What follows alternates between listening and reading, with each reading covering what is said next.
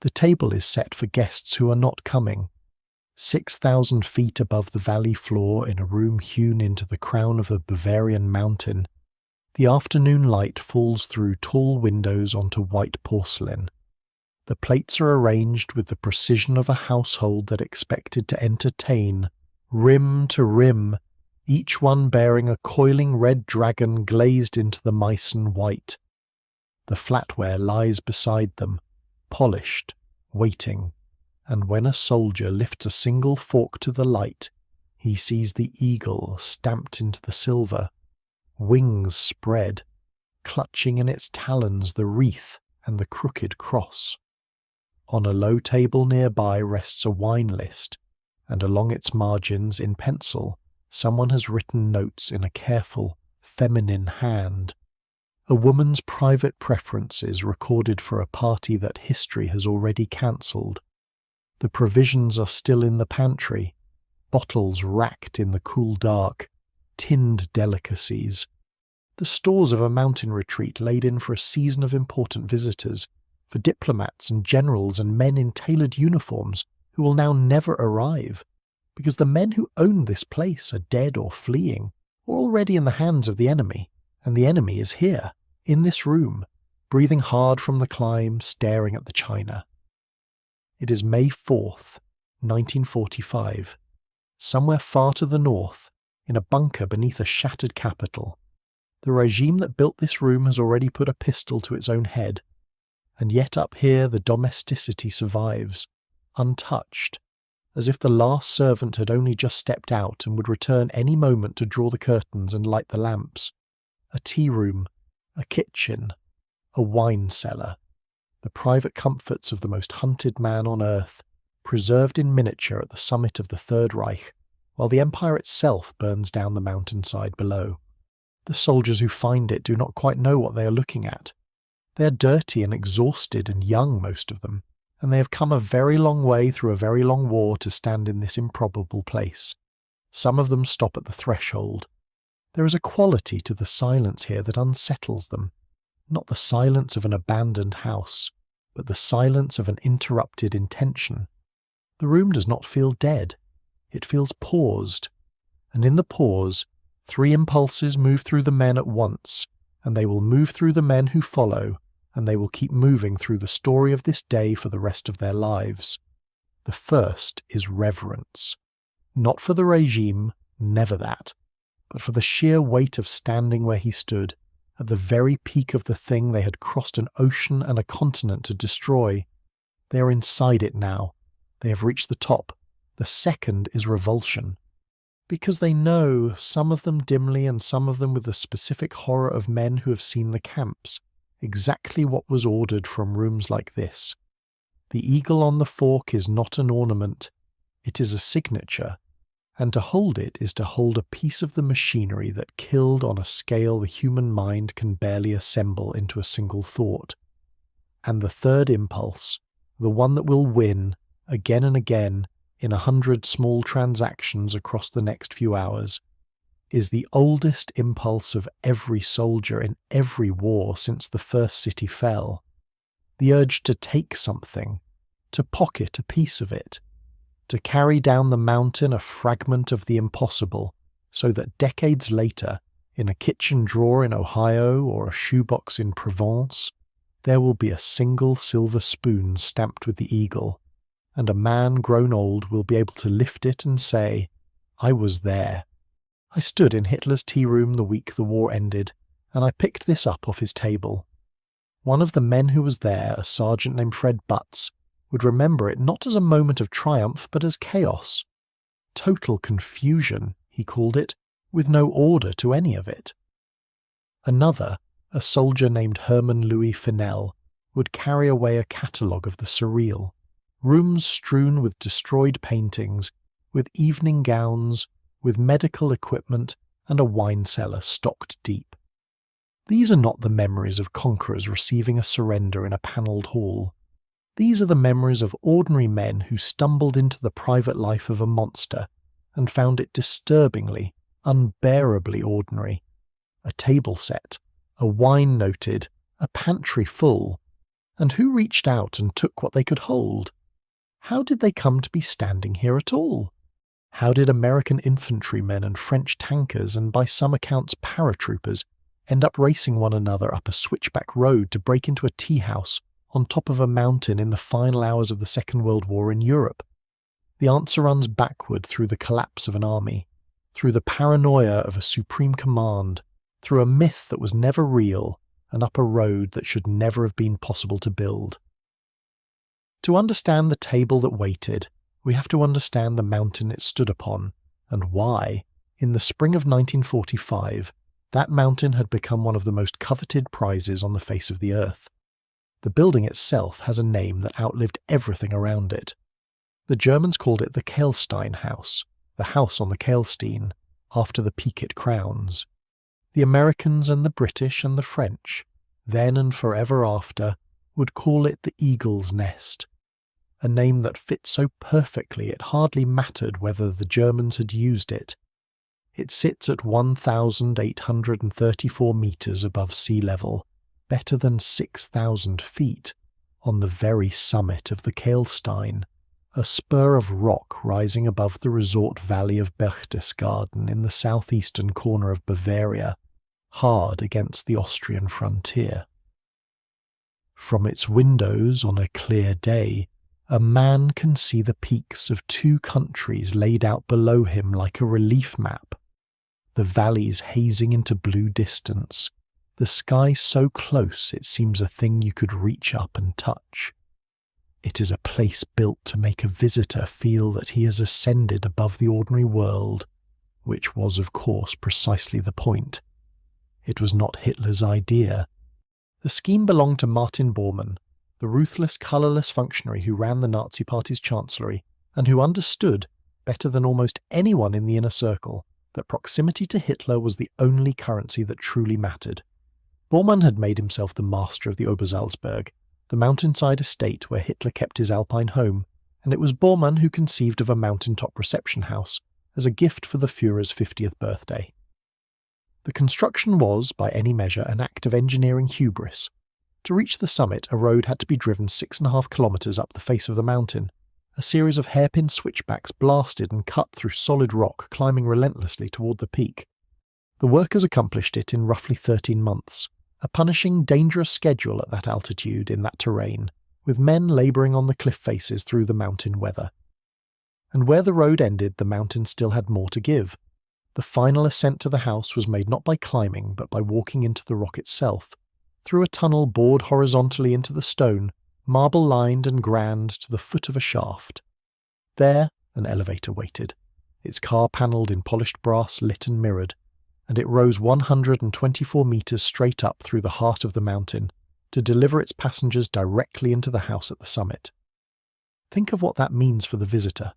A foreign minister, a diplomat, a general summoned to the mountain would be driven up that vertiginous road, delivered into a tunnel mouth in the living rock, escorted down a gleaming marble passage, and then lifted, silently, smoothly, in a cage of brass and mirror, up through the mountain to emerge, blinking, into a room at the top of the world, with the Alps spread beneath him, and the man he had come to meet standing framed against the sky.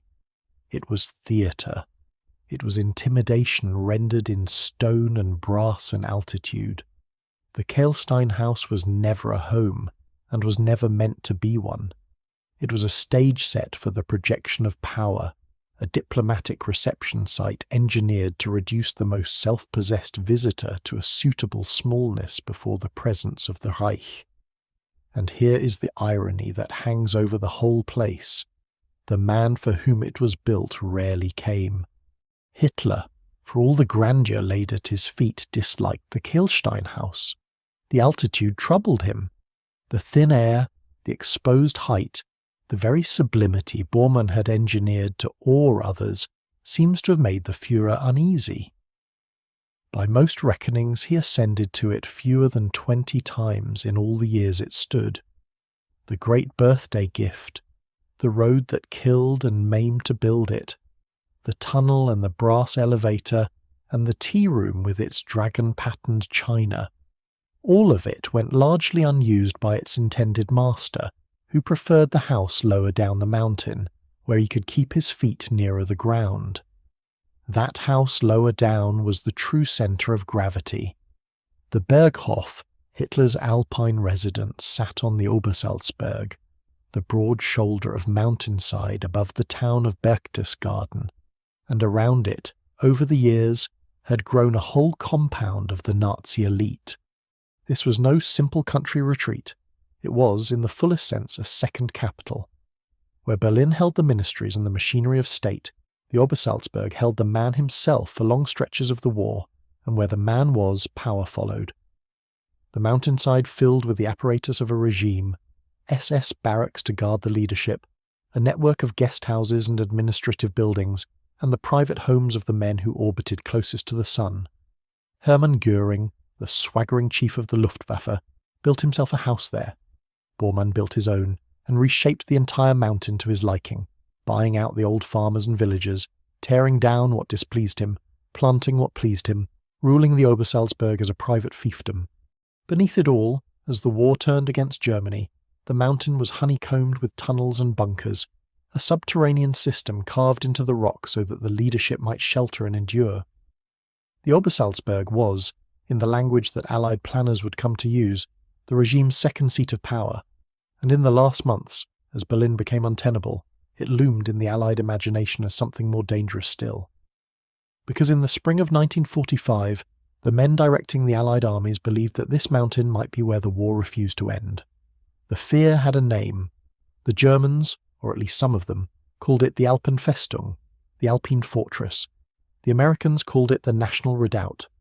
And the essence of it was this: a conviction, held at the highest levels of Allied intelligence, that as the Reich collapsed inward from east and west, the most fanatical elements of the Nazi state would not simply surrender.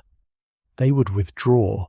They would fall back into the natural fortress of the Bavarian and Austrian Alps, that tangle of peaks and valleys and defensible passes around Berchtesgaden, and there, provisioned in mountain strongholds, supplied from hidden depots and underground factories, defended by tens of thousands of elite SS troops, and by the shadowy guerrillas of the werewolf resistance, they would make a last stand.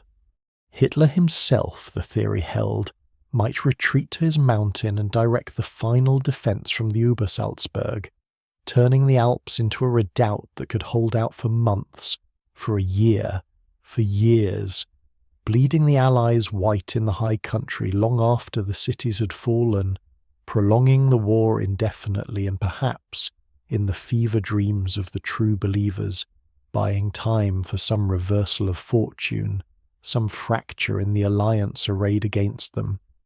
It was a terrifying prospect, and it was almost entirely a fiction. The idea of an Alpine fortress had first been floated within the German hierarchy by Heinrich Himmler, the head of the SS, in the latter part of 1943, as one of those contingencies that a regime facing catastrophe permits itself to imagine. But it was never seriously built. Hitler never truly endorsed it. The resources to fortify it were never committed. The elite divisions supposed to man it existed mostly on paper, or were being ground to pieces on the real fronts, east and west. The redoubt was, in physical reality, a phantom, a plan that lived in a few memoranda and was never made flesh in concrete and steel and manned positions. But a phantom can be weaponized. As the Reich's situation grew hopeless, German propaganda and disinformation set about giving the phantom a body. Reports were planted and allowed to leak. Fabricated blueprints of mountain defences found their way toward Allied eyes. Cables were composed to be intercepted, carrying references to the movement of troops and supplies into the Alpine zone, to the stockpiling of arms, to the preparation of a final stronghold. The German deception apparatus understood something profound about its enemy, that an Allied command already imagining the worst could be induced to imagine it in ever greater detail, and to act on the imagining. And the Allied intelligence machinery, working from fragments and shadows in the fog of a collapsing front, assembled those fragments into a monster. Assessments hardened, estimates of the forces gathering in the redoubt grew.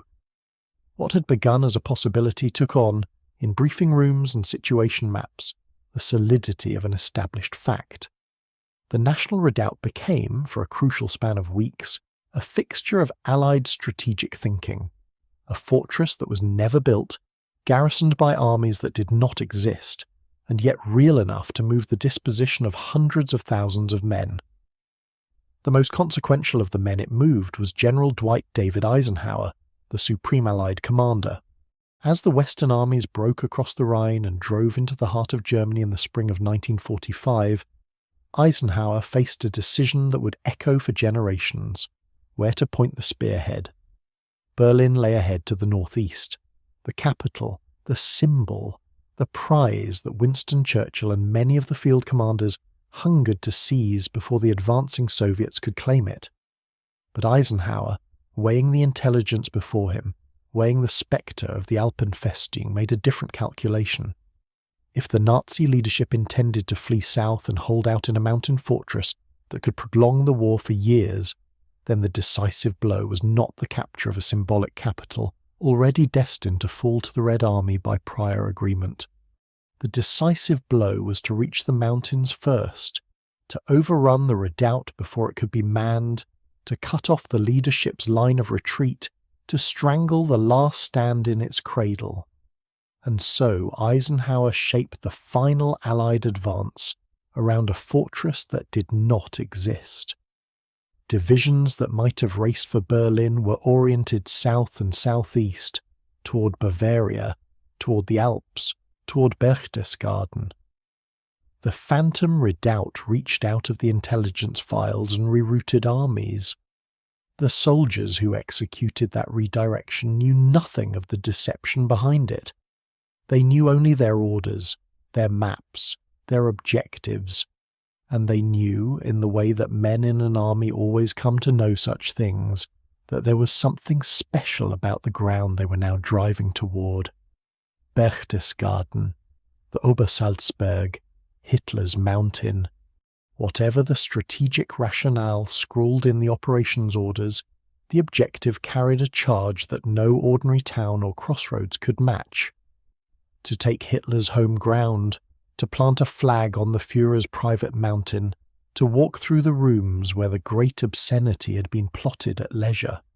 That was a prize measured not in kilometres or in the tally of prisoners, but in something closer to catharsis.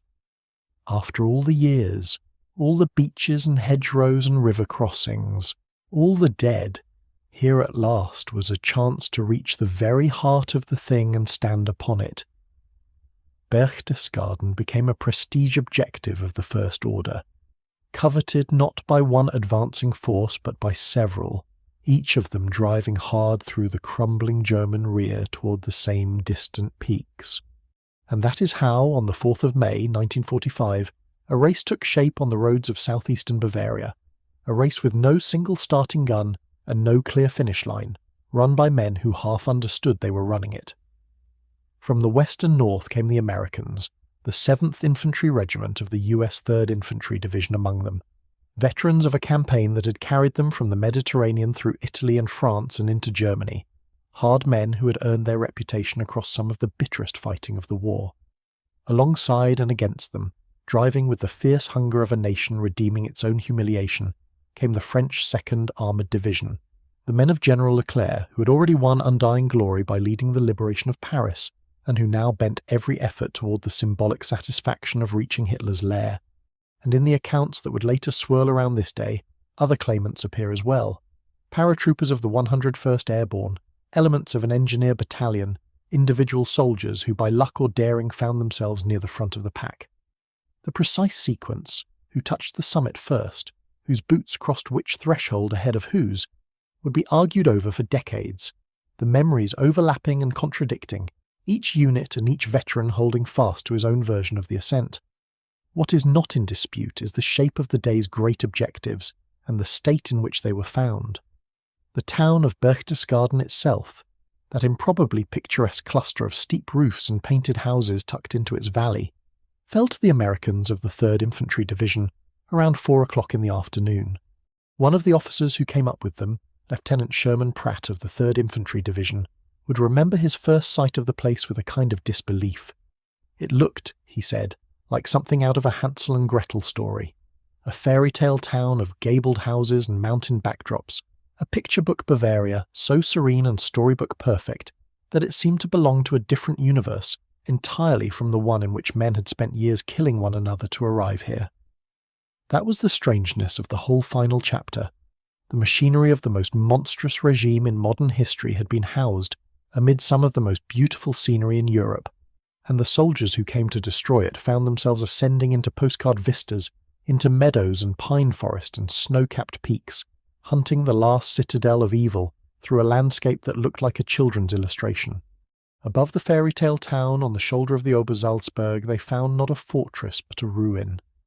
The redoubt that Allied intelligence had feared, the bristling mountain stronghold garrisoned by fanatics, simply was not there. What was there instead were the shattered remains of the Nazi elite's private world, and it had not been shattered by any ground assault. It had been broken from the air. Only days before, on the 25th of April, the Royal Air Force had come to the Obersalzberg in force, and the Berghof and much of the surrounding complex had been battered by the bombing, the great houses gutted, the mountain seat of power reduced in places to smoking wreckage before a single Allied soldier ever set foot on it. When the Americans and French climbed toward Hitler's home ground, they walked into an aftermath, into blasted masonry and cratered grounds, into the burned and looted remains of the Berghof, into a landscape of destruction where the feared last stand had been supposed to unfold. And yet, amid all that ruin, one thing stood strangely apart, largely spared by the bombs that had torn the Berghof open: the house at the very top, the Kehlstein house, the eagle's nest on its distant peak. Perched too high and too remote to be worth the bomber's effort, or simply passed over in the raid's calculus, it remained essentially intact, a silent, opulent relic of a regime that had already ceased to exist. Its road still climbed the mountain in its impossible switchbacks, its tunnel still bored into the rock, its brass elevator still hung in its shaft. Its rooms still waited at the summit, curtains drawn, provisions stored, the tea-room set with its Meissen and its silver, the wine list lying open with a woman's pencil marks in the margin. Everything below had burned. This one thing, at the top, had been left behind whole, waiting, as it had waited through fewer than 20 visits by the man it was built to honour, for guests who this time would truly never come. So the men climbed toward it, up from the fairy tale town, past the ruins of the Berghof, along the road that should not have been possible to build, toward the tunnel and the elevator, and the rooms at the peak. They climbed with the myth of the fortress dissolving behind them into empty depots and disorganized stragglers, the great last stand revealing itself as a dying dream that had never once drawn breath. They climbed as rivals, American against French, regiment against regiment, each man aware in some corner of his mind that whoever reached that house first would carry the story of it for the rest of his life. And they climbed toward a table set for a party that the war had already cancelled, toward the silver stamped with the eagle and the china painted with the dragon, toward the moment when ordinary soldiers would stand in the private rooms of the most powerful and most monstrous man of their age, and would have to decide, each of them, what to do with what they found. To understand how that climb unfolded, and what it cost, and what the men carried down, we have to go back down the mountain, back to the roads and the armies converging on it, back to the last hours of a regime coming apart at its seams. On the last day of April, in a concrete room 40 feet beneath the ruined Chancellery Gardens of Berlin, the man for whom all of it had been built put a pistol to his head. Around him, the capital of his empire was collapsing floor by floor, street by street, the Red Army closing on the bunker's ventilation shafts, the thunder of artillery so constant that it had become a kind of silence. Outside, the Reich he had promised would last 1,000 years was measuring its remaining life in days. He had married the woman whose pencil still lay across the wine list in the mountains far to the south, had dictated a final testament, had said his goodbyes to the diminished circle of aides and secretaries who remained. And then, on the 30th of April 1945, he ended it. His body was carried up into the shell-torn garden, doused with gasoline, and burned in a crater while the shells fell around the men who tended the fire. 4 days later, soldiers were climbing a mountain road in Bavaria toward his private tea room, and most of them did not yet know that he was dead. That was the strange arithmetic of those first days of May, the eerie, disjointed calendar of a war that had lost its centre but had not yet stopped moving. The head of the beast had been severed in Berlin, but the body was still twitching across 1,000 miles of countryside, still lashing out in places, still capable of killing. News moved slowly and unevenly in a country whose telephone lines had been cut, whose radio networks had fractured, whose command structure had dissolved into a scatter of local commanders, making local decisions with no one above them to obey. A German soldier in the Bavarian Alps on the 3rd of May might have heard that the Führer was dead, or might have heard nothing at all, or might have heard and refused to believe it. The men racing toward the Obersalzberg were racing toward the shrine of a leader who had already ceased to exist, and yet the shrine did not know it, the mountain did not know it, and the fanatics who might still be waiting in the pines did not know it either. That was what made the climb so uncanny. It was a pilgrimage to an empty tomb, and the pilgrims had rifles. Across Bavaria in those hours the Wehrmacht was coming apart in the open. The columns that had once moved with such menace now shuffled westward and southward in disorder. Entire units looking for someone to surrender to, officers throwing away insignia, soldiers stripping the field grey from their backs and pulling on civilian clothes plundered from farmhouses. Roads were choked with the wreckage of an army that no longer had a war to fight. Abandoned vehicles nosed into ditches, horses standing unhitched in the fields, men sitting by the roadside with their hands empty and their faces slack, waiting. The great machine that had conquered a continent was dissolving into individual human beings, each of them trying, at the last, simply to stay alive long enough to see the end. Whole formations gave themselves up to the first Americans they encountered, grateful to be taken by the Western Allies rather than by the Soviets closing in from the east. In town after town, white sheets hung from upper windows, bed linen and tablecloths knotted to broomsticks, the domestic fabric of ordinary houses pressed into service as flags of a beaten nation. But the collapse was not uniform, and it was not safe. Among the surrendering masses moved the ones who would not surrender, the SS units still intact enough to fight, the young fanatics raised from boyhood on the promise of the Reich, the diehards who had heard that their leader was dead and had responded not with despair, but with a cold determination to make the enemy pay for every mile. These were the men who could turn a quiet stretch of forest road into a killing ground, who mined bridges and felled trees across the switchbacks, who sniped from tree lines and fired Panzerfausts at the lead vehicles of an advancing column before melting back into the timber. A soldier in those first days of May faced a peculiar and cruel danger. The war was clearly ending. Everyone knew it was ending, and yet a man could still die on the last afternoon of it, killed by someone who had decided that if the dream was finished, they would take as many of the enemy with them as they could.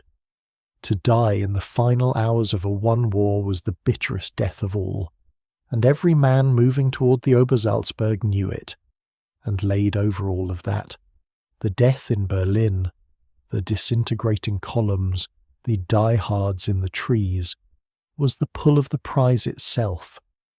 Because whatever else it was, the Obersalzberg was not just another objective on a map. It was the mountain where the man had lived, the ground he had chosen for himself, the private world of the Nazi elite made concrete in alpine stone and gingerbread wood. To reach it first, to walk through its rooms, to stand where he had stood and put your hand on the things he had owned, that was to seize a trophy of history itself. It was to lay claim to a story that would outlive the man who told it. Every soldier climbing that mountain understood in some wordless way that he was moving towards something that would matter long after the shooting stopped. and so they climbed faster, and they pushed harder, and the competition between them sharpened into something that was no longer only military but personal and national and very nearly primal. There were 3 armies converging on that single mountain, and each of them wanted it for reasons that ran deeper than tactics.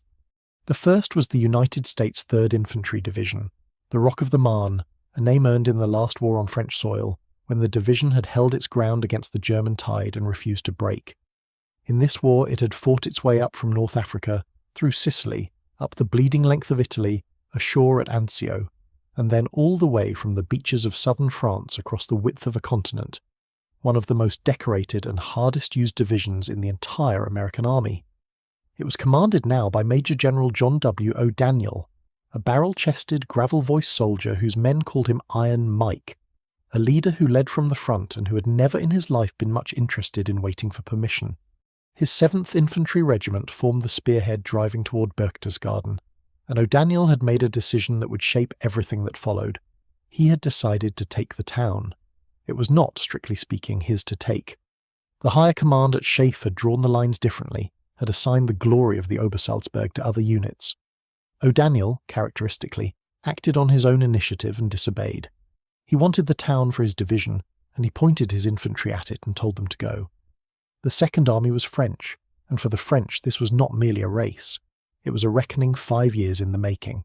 The French 2nd Armoured Division, the 12e Division Blindée, known to history simply as the 12e DB, was commanded by General Philippe Leclerc, a name that was itself a mask, a nom de guerre adopted to protect the family he had left behind in occupied France. Leclerc's men had carried the Cross of Lorraine across the deserts of Africa, had liberated Paris in the summer of 1944 with their tanks rolling up the boulevards while the crowds wept and threw flowers, and had never for one moment forgotten the humiliation of 1940, the catastrophic 6 weeks in which France had fallen, the armistice signed in the same railway carriage where Germany had surrendered in 1918, the long years of occupation and shame that followed. For these soldiers, to be the ones who reached the private mountain of the man who had brought all that down upon their nation, to plant the French tricolour over Hitler's own hearth, would be a vindication of everything they had suffered and everything they had endured to come back. It would close a circle that had opened with the fall of France. They drove for the Obersalzberg with a hunger the Americans could feel radiating off them, a determination that had less to do with military objectives than with national honour and personal wound. And the third was the 101st Airborne, the paratroopers who had jumped into Normandy in the dark before the invasion, and had bled at Bastogne through the frozen siege of the Ardennes, pressing now toward Berchtesgaden from yet another axis of advance. The higher command had in fact designated the 101st and the French to take the area. They were the units meant on paper to carry off the prize. But paper had stopped governing much of anything in those last chaotic days, and the airborne troopers were racing as hard as anyone, aware that the mountain was there for the taking, and that the men who took it would carry its story home. Even among the Americans the competition ran deep. Division vied with division, regiment with regiment, each formation of the US Army wanting to be the one whose name would forever be attached to the capture of Hitler's mountain. It was, in the plainest terms, a race with national honour and unit pride and personal glory all bound up together, run over mountain roads by exhausted men in the last hours of a war that everyone knew was almost over.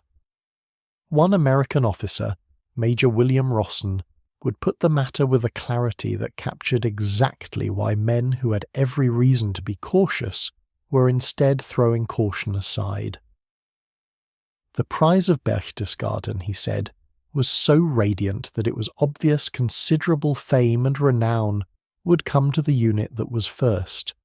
That radiance, the sheer symbolic weight of the place, was what turned an advance into a race, and the race into a contest that historians would still be arguing over decades later, poring over war diaries and unit logs and the conflicting memories of old men trying to settle a question that may never be fully settled.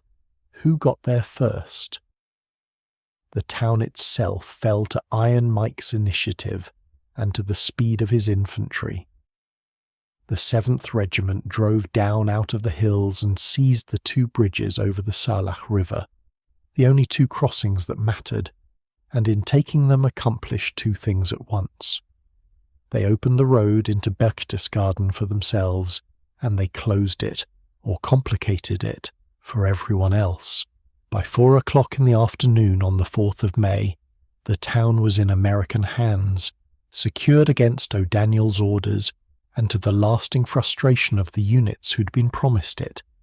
And near that same hour, the French armour was clawing its way up toward the Obersalzberg complex itself, so close in time to the Americans that the 2 arrivals would be forever tangled together, so nearly simultaneous that the question of primacy dissolved into a fog of overlapping claims. The debate began almost at once in the moment of arrival, and it has never entirely ended. What is certain is that on that single afternoon, on a single mountainside in the Bavarian Alps, the soldiers of 3 proud formations arrived at the object of their long pursuit within a span of hours, and found waiting for them a scene that none of them would ever forget. Because before any of them reached it, someone else had already come to the Obersalzberg, not on the ground but from the sky. Rewind then to 9 days earlier, the 25th of April 1945, and the drone of heavy engines rising in the clear mountain morning. The Royal Air Force had come to settle a fear that had haunted Allied planning for the better part of 2 years, the fear of the Alpine fortress, the redoubt where the Nazi leadership might gather for a final fanatical stand among the peaks. If the mountain was to become the last citadel of the regime, then the mountain, the planners reasoned, must be broken before it could be garrisoned, and so they sent an armada, 359 heavy bombers, 4-engined Lancasters heavy with their loads, escorted and accompanied by 16 of the fast wooden Mosquitoes, droned in over the Bavarian Alps that morning in a formation stretched across the sky. One of the men in that armada was a rear gunner named Peter Firkins, sitting in the glazed and freezing tail of a bomber, facing backward into the slipstream as the mountain slid beneath him. What he saw as they ran in toward the target was not, in that first instant, war at all. It was beauty of a kind he could scarcely put into words. No travel poster, he would say afterward, could ever depict the magnificence of that day. The Alps glistening in the sunlight, peak after peak thrown up white and shining against a sky of impossible clarity. The whole grand architecture of the mountains laid out below the bombers as they turned toward the target. It was one of those cruel juxtapositions the war produced again and again. Men come to destroy, borne over a landscape of overwhelming loveliness, the instruments of ruin passing above the glory of the earth. And then the bombs came down. They fell on the Obersalzberg in a rolling storm, and the mountainside erupted. Craters tore open across the terraced slopes. The SS barracks that had housed the guard of the Nazi elite were gutted and blown apart. The outbuildings, the service structures, the whole intricate infrastructure of a private empire built into the flank of a mountain were battered and torn. Great gouts of earth and stone and shattered timber were flung into the clear air, and the shining alpine morning filled with smoke. The Berghof itself, Hitler's own residence, the great house with its enormous window looking out over the mountains he had claimed for his own, was struck and damaged, though by the peculiar mercies of aerial bombing it was not annihilated. It suffered partial damage, its structure wounded but standing, the roof and walls broken open in places while other parts endured. And strikingly, the town of Berchtesgaden below, the fairy tale town of gingerbread houses through which the ground troops would soon advance, was left largely untouched, spared the fury that fell on the mountain above it. The bombers had come for the shrine, not the town, and the town survived nearly whole while the shrine was cratered around it. But the destruction of the Berghof was not finished by the bombs. It would be completed in the end by the very men who had once guarded it. As the Allied ground forces closed in during those first days of May, the SS troops still holding the Obersalzberg made their final gesture, the gesture of an army that would rather burn a thing than surrender it. They set fire to the Berghof. The already wounded house, its structure broken open by the RAF 9 days before, was put to the torch by the retreating Germans, so that the enemy who came to claim it would find only ashes and ruin. It was a scorched earth act of denial, the same impulse that had led German soldiers across a collapsing front to blow up bridges and burn depots and destroy whatever they could not carry away. And after the SS had lit their fires and gone, the local people came, civilians from the surrounding valleys, drawn to the smouldering wreck of the place that had loomed over their lives for a decade, picking through what the flames had left. Between the bombs and the fire and the looting, the Berghof was reduced to a blackened, smouldering shell, a ruin of scorched masonry and fallen timber and drifting ash. The great window that had framed the Alps now a jagged, empty socket staring out at the peaks.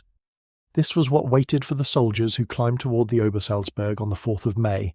Not a fortress, not a garrison, not the fanatical last stand the intelligence men had prophesied, but a landscape of devastation that had been produced by their own air force and finished by the enemy's own hands. When the lead elements of the 3rd Infantry Division came up through the ruined grounds, one of them was Lieutenant Sherman Pratt, and what struck him was not the horror of it, but the strangeness, the eerie, dreamlike quality of walking through the shattered private world of the Nazi elite. The Alpine architecture that remained, the carved wood and steep roofs and decorative trim of the surviving structures, put him in mind of something out of a children's story. It was, he said, something out of a Hansel and Gretel tale, with its gingerbread decorations and its fairy tale forms, as if the whole complex had been built not for a dictator, but for a witch in a wood, a place of sweetness on its surface that concealed something monstrous within. That was the register in which the men experienced the Obersalzberg in those first hours. The collision of the picturesque and the terrible, the children's book prettiness of the building set against the knowledge of what had been planned and ordered and set in motion within them. And amid the ruin, they found the thing that would make the whole scene unforgettable. The Berghof was a burned shell, the barracks were rubble, but the storerooms and the cellars had survived, and they had survived stocked. The retreating Germans had burned the house, but had not managed, or had not bothered to destroy the provisions.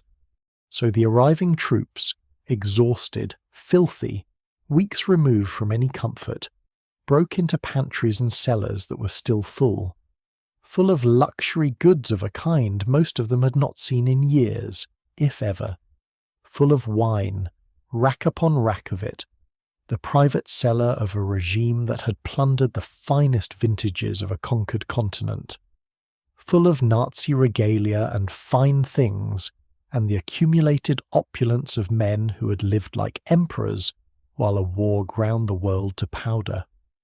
In the midst of the smouldering wreckage of the Berghof, the soldiers found the intact abundance of the world that had lived there. The pantries stocked as though for a banquet, the cellars laid down for guests who would never arrive. Some of the men inevitably began to help themselves. Souvenirs went into pockets and packs. Silver, small trophies, the portable pieces of a fallen empire, while the officers among them tried, with varying success, to hold the line, to keep order in a place where the ordinary rules of an army felt suddenly very far away.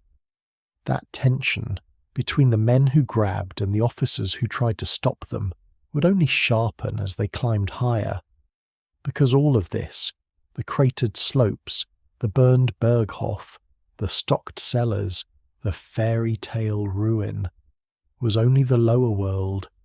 It was what the RAF had reached and what the SS had burned.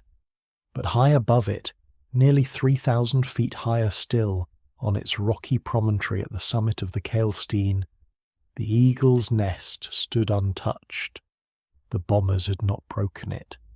The tea-house was too small a thing, too difficult to pick out from the air against the vastness of the peaks, too remote and too insignificant a target to warrant the effort in a raid aimed at the sprawling complex below.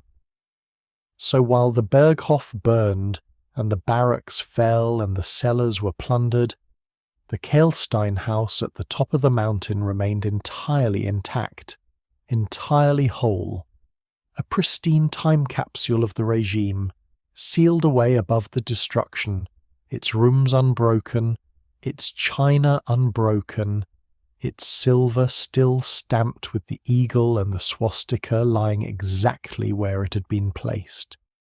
Everything below had been ruined. This one thing at the top had been left perfect, and that was the difference that drew the men upward. Having walked through the burned wreck of the Berghof, having pried open the cellars and pocketed the silver, having felt the strange fairy tale dread of the ruined complex settle over them, they now looked up the impossible switchback road, up toward the tunnel bored into living rock and the brass elevator waiting in its shaft. And they understood that the real prize, the untouched prize, the thing that no bomb and no fire had touched, was still up there, waiting whole at the summit.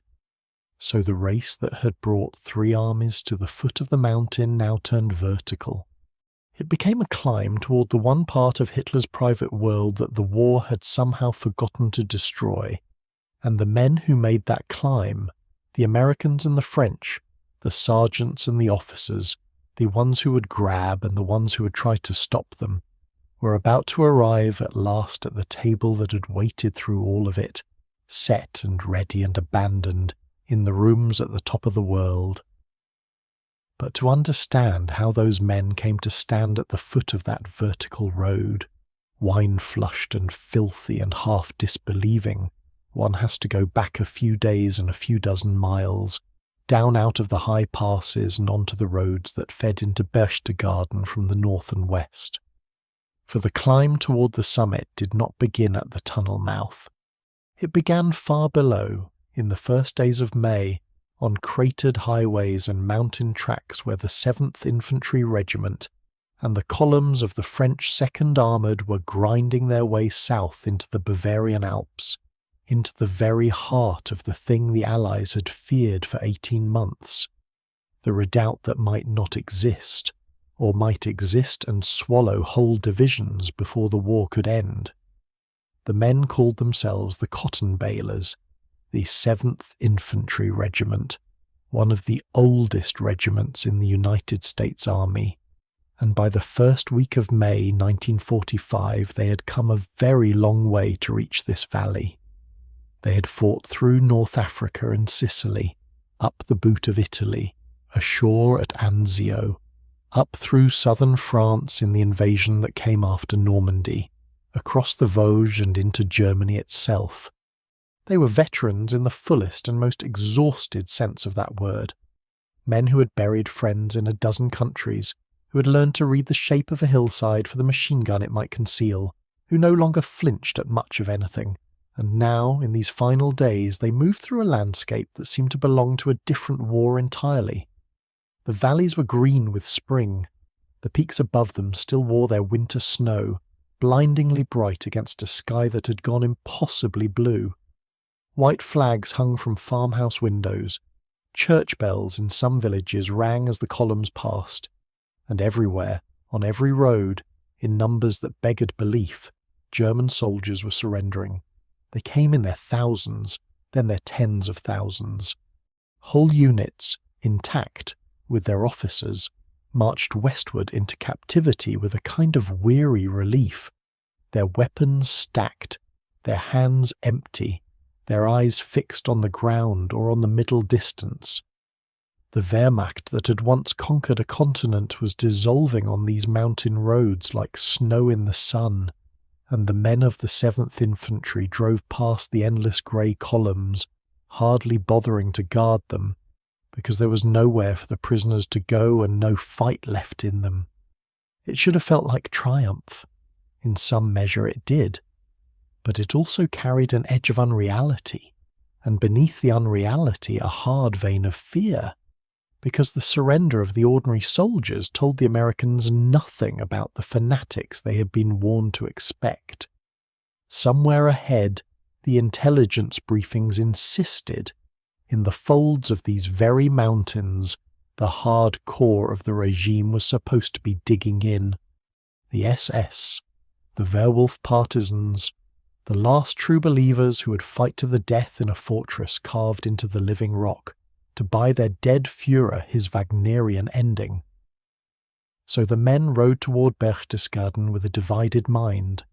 Half of them could feel the war ending in their bones, could taste it in the spring air, could see it in the disarmed multitude shuffling past. The other half kept their eyes on the high ground, on the tree lines, on the dark mouths of the gorges the road threaded through, waiting for the ambush that the redoubt was supposed to spring. Every blown bridge slowed them and set the nerves jangling, and the bridges were blown, one after another. The retreating Germans, even in dissolution, had left a trail of demolitions behind them. Spans dropped into rivers, roads cratered, culverts collapsed. Engineers came forward under the tension of it, throwing Bailey bridges across the gaps, clearing mines by hand from the shoulders of the roads, while the infantry waited and watched the heights.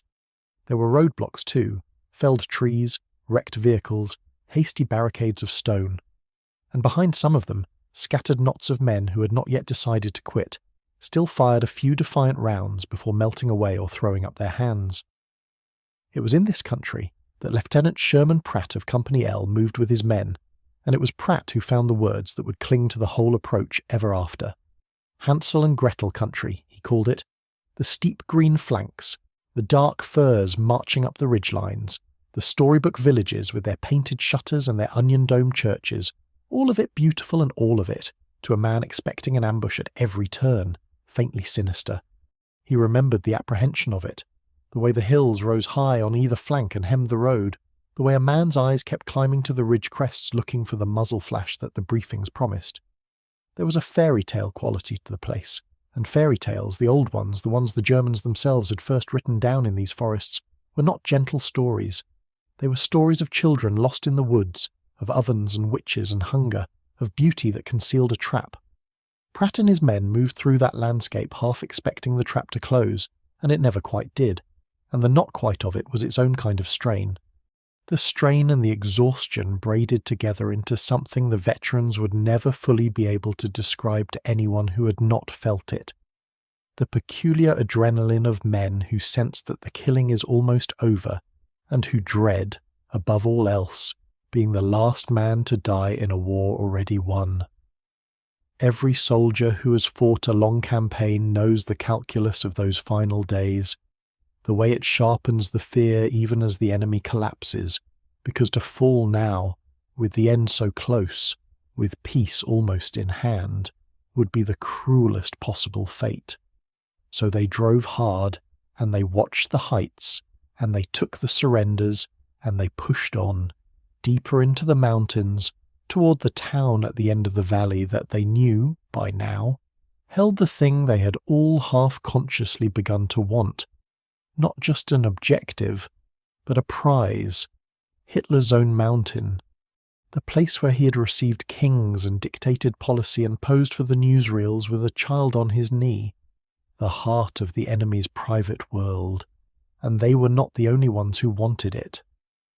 For while the cotton balers ground south along their roads, another column was driving just as hard from another direction, animated by a hunger the Americans could feel but could not fully share. The French 2nd Armoured Division, the 12e Division Blindée, the 12e DB, was racing for Berchtesgaden too, and for General Philippe Leclerc and his men the mountain was not merely a trophy. It was redemption. It was the settling of a debt 5 years old and written in blood and shame. To understand the fury with which the French drove for that mountain one has to understand what had been done to them and to their country in the terrible spring of 1940. In 6 weeks that year, the German army had shattered the French state, driven its armies into rout, humiliated a proud nation before the eyes of the world. Paris had fallen without a fight. An armistice had been signed in a railway carriage in the forest of Compiègne, the same carriage, deliberately chosen, in which Germany had signed its own surrender in 1918, and Hitler had danced his little jig of triumph on French soil and gone to gaze upon the Eiffel Tower as a conqueror. Every Frenchman who took up arms after that carried the weight of 1940. It was a wound that scholarship and rhetoric could not close, that only action could begin to heal. And Leclerc's men had sworn, in the desert, that they would heal it. They had made their oath at Kufra, an oasis fortress deep in the Libyan desert, back in the earliest, bleakest days of the Free French movement, when the cause seemed all but hopeless and their numbers were pitifully small. There, in 1941, Leclerc and his men had pledged that they would not lay down their arms until their colours flew again over Strasbourg and the great cathedral of that lost French city. The Oath of Kufra, they called it, and it became the founding creed of the division, a vow made by a handful of men in the middle of nowhere that they would fight their way home. They had kept it. They had marched across Africa, fought at those desert battles that seared the names of far-off places into their regimental honours, come ashore in Normandy, and driven, famously, gloriously, to be the first Allied division into Paris in August 1944, so that the liberation of the capital would bear a French face. They had reached Strasbourg. They had fulfilled the oath, and now, in the last week of the war, they saw one final prize gleaming ahead of them, one last chance to answer 1940. Not with words, but with a flag planted in the enemy's own inner sanctum. If French soldiers could stand in Hitler's mountain retreat, if the tricolour could fly over the place where the man himself had plotted the ruin of France, then the humiliation of the railway carriage would be answered in full, in a coin the whole world could read. That was the spirit driving Leclerc's tanks up the mountain roads, and it made them formidable competitors in the race, but it also made them impatient of boundaries. The Americans had drawn lines on maps, assigned sectors, allotted objectives, the tidy geometry of a coalition war. The French, burning with their own imperatives, were not always disposed to honour lines drawn by others, when the greatest trophy of the war lay just beyond them. And so, as the columns converged on Berchtesgaden and the Obersalzberg above it, the friction that had simmered for days flared into open resentment. There were accusations of jumped boundaries, of French units cutting across American sectors, of one army stealing the other's hard-won thunder. Roads that were barely wide enough for one column now had to carry two, and the two did not love each other. The 7th Infantry, acting on O'Daniel's own initiative, for the official orders had given Berchtesgaden to the 101st Airborne and to the French, reached the town first and secured it by 4 o'clock on the afternoon of the 4th. But the French were right behind, pushing hard for the mountain complex above, and the question of who arrived where and when at the Obersalzberg dissolved, almost at once, into a fog of competing claims that the passing of years has never fully cleared. Some accounts hold that French troops reached the SS guardhouse at the entrance to the complex first. Others insist the arrivals were all but simultaneous, American and French vehicles crowding the same mountain road at the same hour, each side certain that it had gotten there first, each side determined that history would record it so. The truth, as so often in war, lies somewhere in the churn of that afternoon, in the memories of tired men who did not carry stopwatches, and who each remembered the moment through the lens of what it meant to them. What is not in doubt is that the rivalry, at least once, came to blows, or nearly to blows, in a confrontation on the mountain road that has entered the lore of both armies. Somewhere on that contested approach, the story goes, American and French soldiers came face to face in a dispute over the right of way, over who was entitled to press on toward the trophy at the top. Tempers, already frayed by exhaustion and by days of jostling, boiled over. An American officer in the telling reached out and seized a French soldier by the collar, and in the heat of it threw the taunt that cut deepest, that the French had no right to the prize at all, that they were fighting in American-supplied uniforms, riding in American-supplied tanks, armed with American-supplied guns, and had no business claiming this trophy as their own. It was the cruelest thing an American could say to a free French soldier, because it was, in the narrow material sense, true. The second DB had indeed been equipped by the United States. Its Shermans and its half-tracks and much of its kit had come across the Atlantic, and it struck at the very heart of French pride in the moment of its intended vindication. But the Frenchman had an answer. He drew himself up, the account holds, and displayed his El Alamein medal, the decoration that marked him as a veteran of the great desert battle in Egypt, where the tide of the war in North Africa had turned, where Frenchmen had fought and bled long before American soldiers had fired a shot in anger against the Germans. The gesture said everything the words could not. It said, "We were fighting when you were not." It said, "This uniform may be yours, but the sacrifice inside it is ours, and it is older and dearer than you know."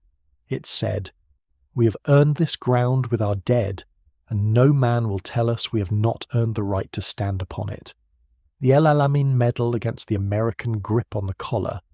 It was the whole tangled argument of the alliance, of gratitude and resentment, of dependence and pride, compressed into a single furious instant on a mountain road in the last hours of the war. That was the temperature of the race as it reached the Obersalzberg, and it was in that heat, with the two armies crowding and contesting and each straining to be first, that the lead elements came at last through the ruined gates of Hitler's mountain and into the smoking wreckage of the world he had built there. The platoon that pushed up from the town while the rest of the regiment fanned out through Berchtesgaden climbed into a scene that none of them would ever forget. The RAF had been there 9 days before, and the bombs had left the mountainside cratered and torn. The Berghof, Hitler's great Alpine house, the villa the whole world had seen in 100 newsreels, stood gutted and gaping. And on the very day the Americans arrived, the 4th of May, 4 days after their master had put a bullet through his brain in a Berlin bunker, the retreating SS had set the villa alight. So the soldiers came up into smoke. The Berghof was burning as they reached it, flames working through the shattered structure, and the men stood at the edge of it and looked into the firelit ruin of the place where the most powerful and most terrible man of their age had lived. There was the great picture window, or the wall where it had been.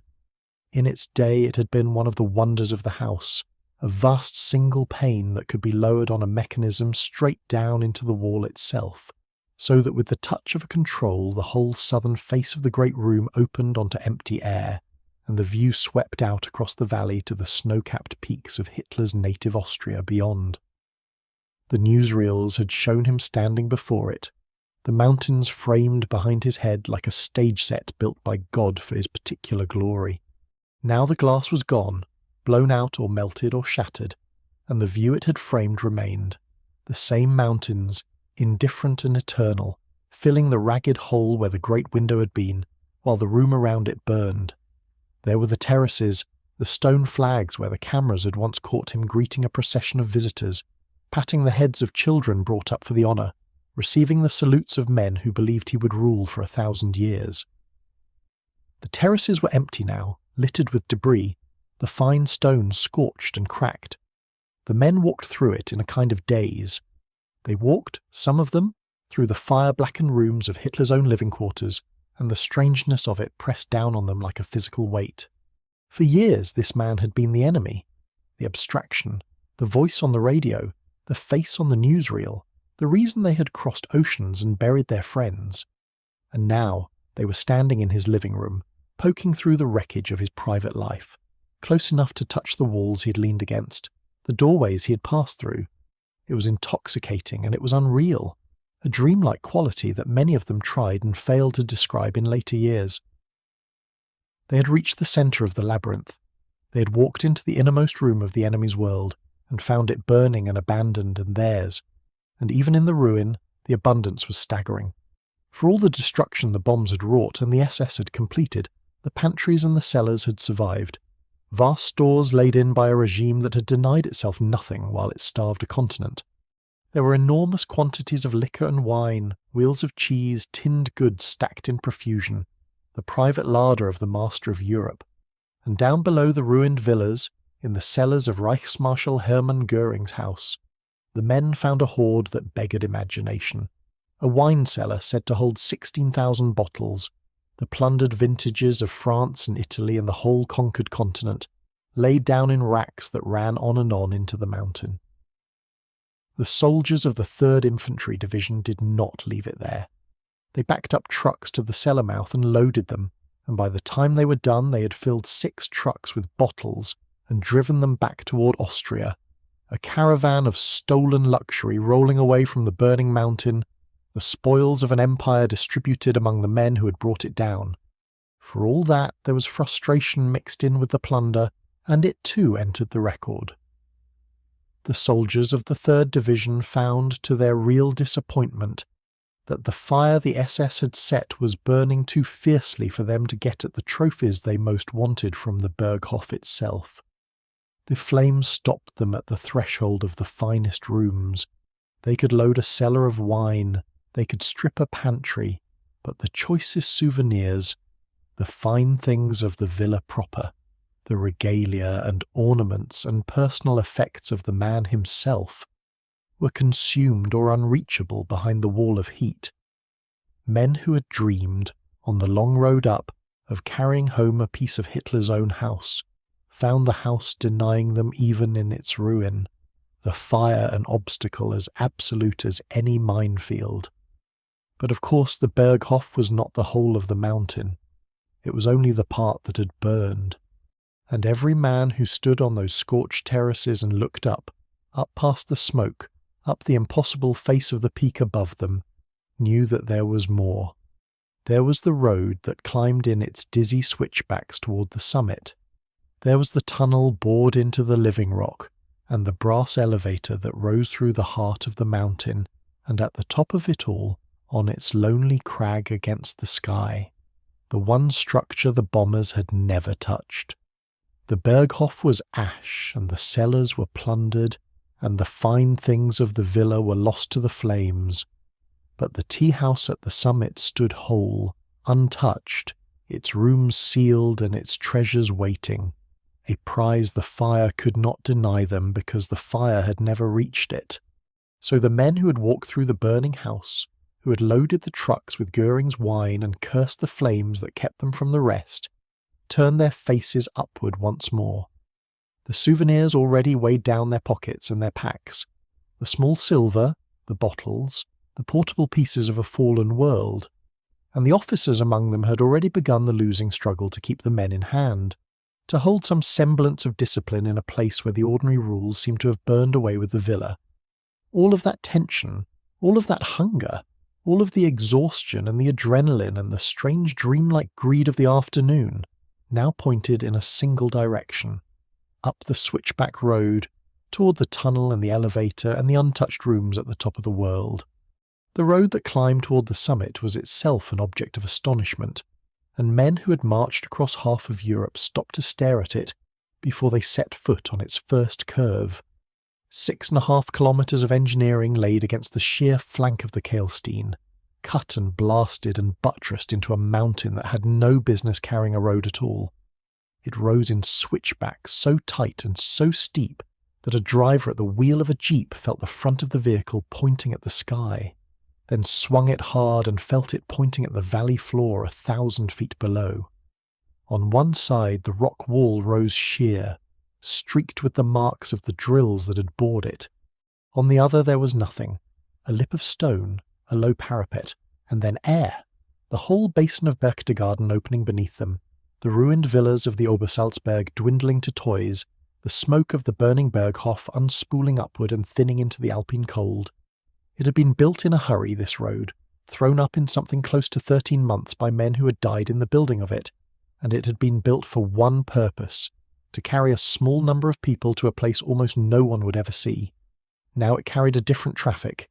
Jeeps in olive drab ground up the grades in low gear, engines labouring. Small parties of infantry went up on foot where the vehicles could not go or would not risk it. Boots on the tunnel-cut roadbed, rifles slung, breath fogging as the air grew thin. It was a strange procession for a strange objective. Soldiers of the American Army and troopers of the French Second Armoured, threading upward on a road a dictator's chief of chancellery had built as a birthday gift, climbing toward a house at the top of the sky. The road did not go all the way. It ended, as it had always ended, at a great portal in the mountainside. An archway of dressed stone opening into darkness, the mouth of a tunnel bored straight into the living rock of the Kailstein. The men who reached it dismounted and went in on foot, and the change was immediate and total. Behind them the sun and the wind and the vast open drop of the valley.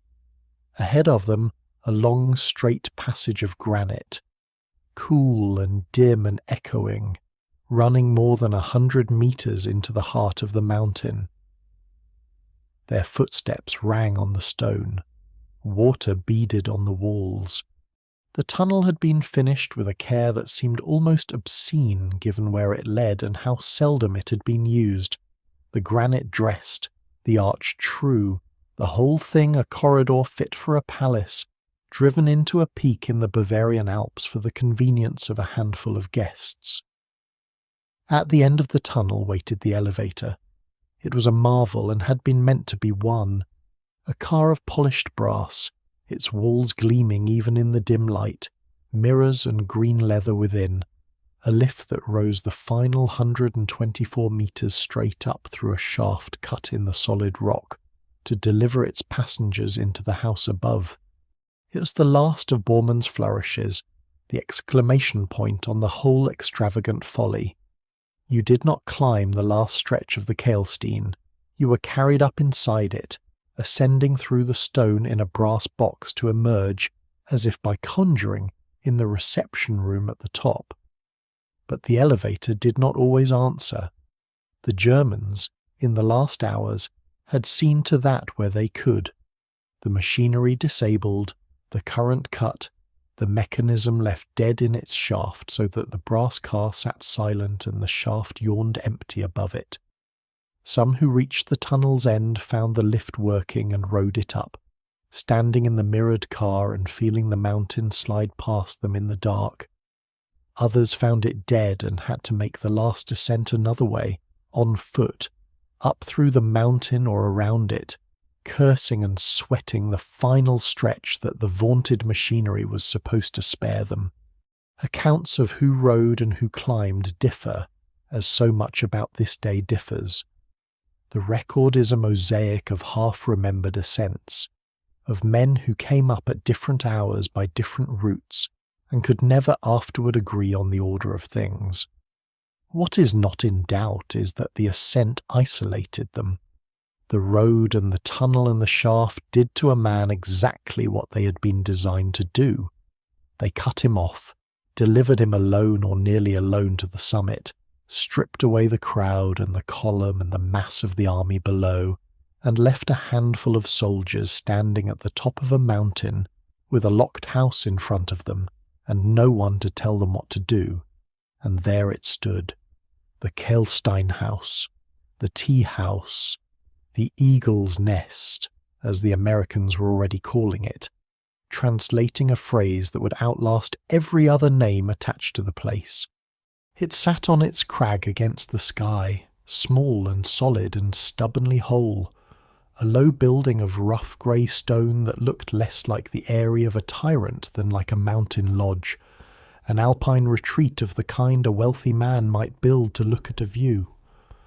Around it there was nothing but rock and sky, and the shocking sweep of the Alps in every direction, peak beyond peak beyond peak, the ranges of Bavaria and Austria and the far white teeth of mountains 100 miles off, laid out below the men like a relief map, like something seen from an aircraft, like a view meant for gods and dictators, no one else. The bombers had not touched it. On the 25th of April, when 359 Lancasters and their escort of mosquitoes had come over the Obersalzberg and cratered the mountain and gutted the Berghof and set the whole complex reeling, the little house at the summit had escaped. It was too small a target, too high, too isolated on its crag. The tonnage had come down on the villas and the barracks and the bunkers below, and the tea-house had ridden out the raid untouched on its peak, a stone's throw from ruin and yet perfectly intact.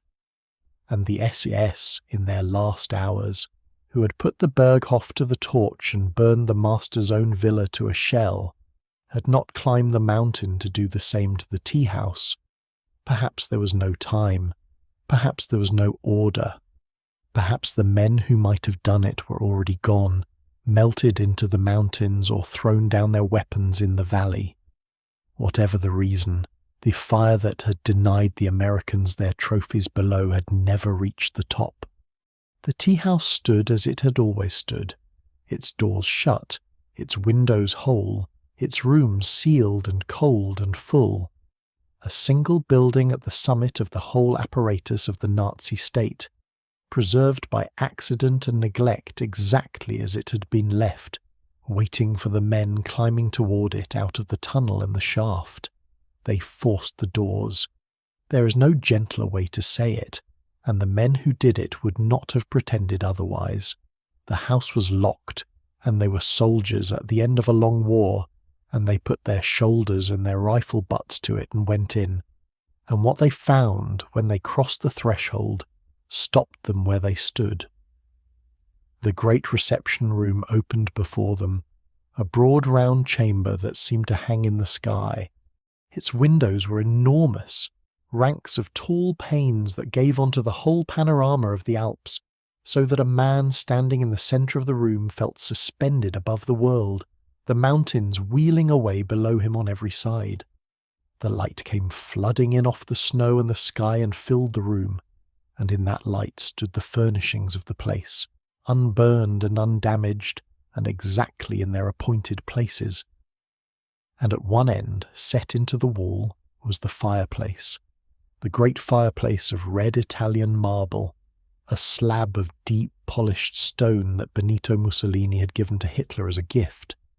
Marble quarried in Italy and hauled up this impossible mountain to warm a room a dictator would visit fewer than 20 times in his life. It stood there cold and grand, the red stone catching the alpine light, a present from one fallen dictator to another, in a house at the top of the world that both of them had now outlived. For a moment, and the men who were there remembered the moment, that first suspended instant before anything else happened, there was only awe. They had come up out of the war and the fire and the burning villa, and they had climbed through the guts of a mountain, and they had broken down a door, and now they stood in a sealed and perfect room that seemed to belong to a life that had simply stopped, mid-breath, and left everything where it lay. The scale of it, the sheer effrontery of it, a marble fireplace on a peak 6,000 feet up, a wall of glass giving onto 100 miles of mountains, all of it built and hauled and fitted for a man who was now 4 days dead in a burned crater in a Berlin garden, pressed on them like a physical weight. They had heard the name Eagle's Nest on the way up. Now they were standing in it, and it was real, and it was theirs. And then they went through the rest of the house, and the domesticity of it undid them almost more than the grandeur, because the tea-house was not a fortress and had never been one.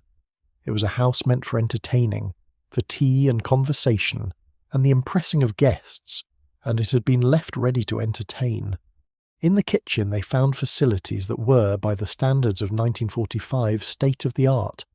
A modern kitchen wanting for nothing, built to feed a party of important visitors at a moment's notice, high on a mountain where every fork and plate and pat of butter had to be carried up the road or hoisted up the shaft. And in that kitchen and the rooms around it they found the settings themselves, laid up in their cabinets and drawers, whole and gleaming and waiting. There was the silver, a cutlery service of 750 pieces, crafted in Munich by the firm of F.A. Wandiger, each piece carrying the monogram of its owner, the entwined letters A and H, worked into the metal so that a man turning a fork over in his hand in the failing light saw the initials of Adolf Hitler stamped into the silver he was holding. Knives and forks and spoons, serving pieces, the whole apparatus of a formal table, all of it monogrammed, all of it real, all of it laid up in a kitchen at the top of a mountain for guests who were never coming. And there was the china, a porcelain dining service of 450 pieces made at Meissen, the great and famous porcelain house of Saxony, the finest china in Germany and among the finest in the world. Plates and cups and saucers and serving dishes ranked in their cabinets, thin and white and translucent, the sort of porcelain a man handled with two careful hands, stacked in a cupboard on a peak in the Alps, as though a dinner party might sit down that very evening. The linens were there, the glassware was there, and somewhere among it, folded into the record of that afternoon, in the memory of the men who saw it, was the wine list and the pencil notes upon it, a list of the vintages of the house, of what was laid down in the cellars far below and what might be brought up for a given evening, and along its margins the annotations of a woman's hand, small pencil markings, choices made, preferences noted, the ordinary domestic bookkeeping of a household that entertained. Eva Braun had spent time on this mountain. Her handwriting on a wine list was the trace of a life lived here, of afternoons and evenings when the house had been warm, and the guests had arrived, and the china had come out of the cabinets, and the silver had been set and someone had chosen the wines. The men who found the list held in their hands the residue of that ordinary domesticity, the hostess's notes for a party, and knew as they held it whose party it had been and what the man of the house had done in the years between the parties and where he lay now. That was the thing that pressed on them, standing in those rooms, the collision. On one side, the sheer banality of it. A kitchen, a china cabinet, a silver drawer, a wine list with notes in a woman's hand, the furnishings of any wealthy household, the domestic clutter of people who ate and drank and entertained. On the other side, the knowledge of whose household it was. These were not the trophies of a battlefield. There was no blood on the Meissen china, no cordite on the monogrammed silver. It was worse than that, in a way harder to hold in the mind. It was the intimate ordinary life of the most monstrous regime of the century, preserved perfect and whole, the tea service of a man responsible for the murder of millions, laid up neat in its cabinet on a mountain top while the cities of Europe burned. The men stood in the frozen domesticity of it, and felt the surreal weight of the contrast, the luxury and the horror fused into a single set of objects, and it was that fusion, as much as the gleam of the silver, that made the rooms unforgettable to everyone who entered them. And the pantry was full. That was the last of it, the detail that completed the tableau and made the whole house feel like a scene abandoned in mid-motion. The larder of the tea-house was stocked. Fine wines, spirits, cheeses, the provisions of a household expecting company, laid in and waiting for guests who would never arrive. Every bottle and every wheel and every tin was a small monument to an assumption that had proven false. The assumption that there would be more evenings, more parties, more ascents in the brass elevator, and more fires laid in the red marble hearth. The men who opened the pantry doors were the future that the household had not foreseen. Not the invited guests, but the conquering ones, come up the mountain in olive drab to eat the cheese and drink the wine that had been set aside for a world that no longer existed. For a while they only looked. They walked through the rooms and touched things and put them down again, and the awe held. And then the awe gave way, as it always did on this mountain, to the other thing, to the hunger that had followed them up out of the burning villa and the plundered cellars, the appetite for a piece of it, a portable fragment of the fallen empire to carry home and set on a shelf and point to for the rest of a life. The silver was right there in its drawers, monogrammed with the initials of the man himself. There could be no more perfect souvenir in all of Europe than a fork stamped A. taken from Hitler's own table in Hitler's own house at the top of the world, and the hands began to reach.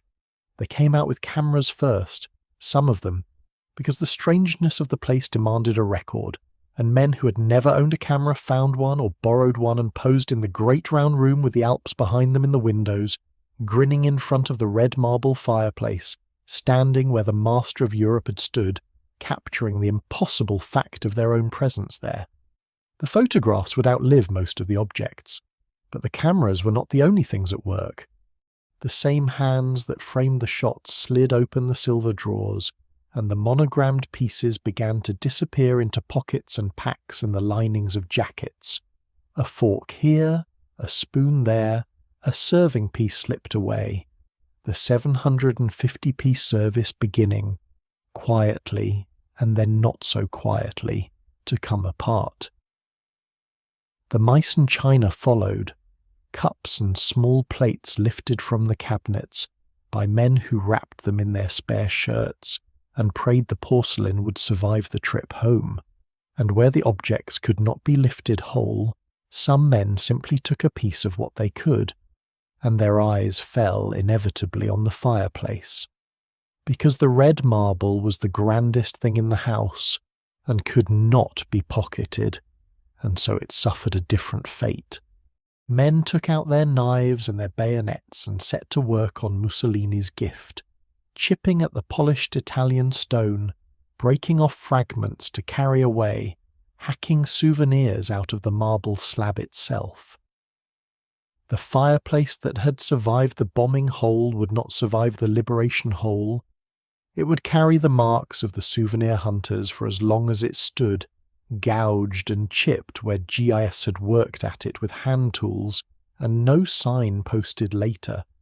Not even the eventual signs declaring the building the property of the United States government would undo the damage or fully stop the chipping.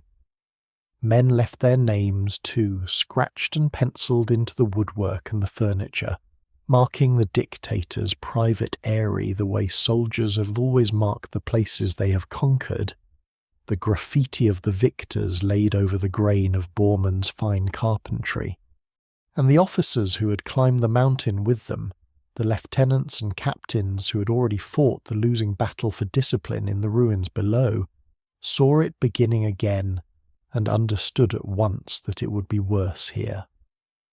Down at the Berghof, the fire had done half their work for them, kept the men out of the finest rooms, put a wall of heat between the soldiers and the choicest loot. Here there was no fire.